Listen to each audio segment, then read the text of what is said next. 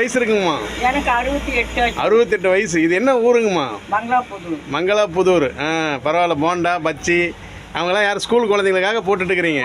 அவங்களுக்கு வர டைம் ஆச்சு இன்னைக்கு. இப்போ டைம் ஆயிடுச்சாங்க அவங்க ஸ்கூல் பிள்ளைங்களாம் வர டைம். 100 ரூபா 150 ரூபா நிற்கி. ஒரு டெய்லி ஒரு 100 150 ரூபா நிற்கும். 150 ரூபா நிற்கும். கடை வாடகைலாம் கொடுக்கணும். எப்படி சமாளிக்கிறீங்க? 1000 ரூபாய்க்கு மாதம். எப்படி சமாளிக்கிறீங்க? சனி ஞாயிறு போட மாட்டேன். சனி ஞாயிறு போட மாட்டீங்க. லீவு ஸ்கூல் லீவ் அன்றைக்கி போட மாட்டீங்க. குழந்தைங்களுக்காக நீங்கள் வந்து அவங்களுக்காக சரி ஏதோ அப்படிங்கிற மாதிரி.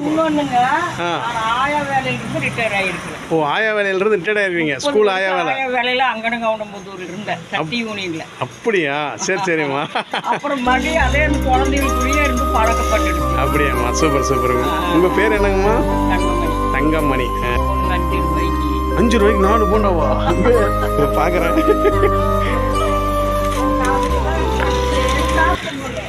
ஆமாம், 5 ரூபாய்க்கு 4 போண்டாவா? போண்டா இவ்வளோ பெருசு இருக்குது, 5 ரூபாய்க்கு 4 போண்டாங்கிறீங்களே, எப்படி? இது எவ்வளோ பக்குவமாக இந்த அம்மா பாருங்கள், எவ்வளோ பக்குவமாக மூடி பேப்பர்லாம் போட்டு ஒரு குழந்தை 5 ரூபா கொண்டு வரும், ஒரு குழந்தை 4 ரூபா, ஒரு குழந்தைங்க 4 ரூபா கொண்டு வரும் ஸ்கூல் பிள்ளைங்க. சொல்ல முடியாது. ஓ சே, இப்படி வர மனசு. இந்த மாதிரி ஒவ்வொரு கடையும் இந்த மாதிரி ஆயாலாம் இருக்கிறாங்க. சில பேர்லாம் இருக்கிறாங்க. சில பேர் அது தொலைவணும் ரொம்ப கஷ்டம். அதாவது சில ஆயாலாம் இருக்கிறாங்க இந்த மாதிரி கடையை வச்சிருக்கிறாங்க. அது தொலைவணும் ரொம்ப கஷ்டம். ஆனால் இருந்தாலும் உங்கள் மனசு பெரிய மனசு. பார்த்தது எனக்கு சந்தோஷமா, ரொம்ப பெருமையாக தான் இருக்குது. ஒரு சட்னி வந்து போண்டா போட்டு தொட்டு சாப்பிட்றதுக்கு. அவர் சாப்பிட மாட்டார். ஒன்று மட்டும். ஒன்று கொடுத்தா ஆகாதா?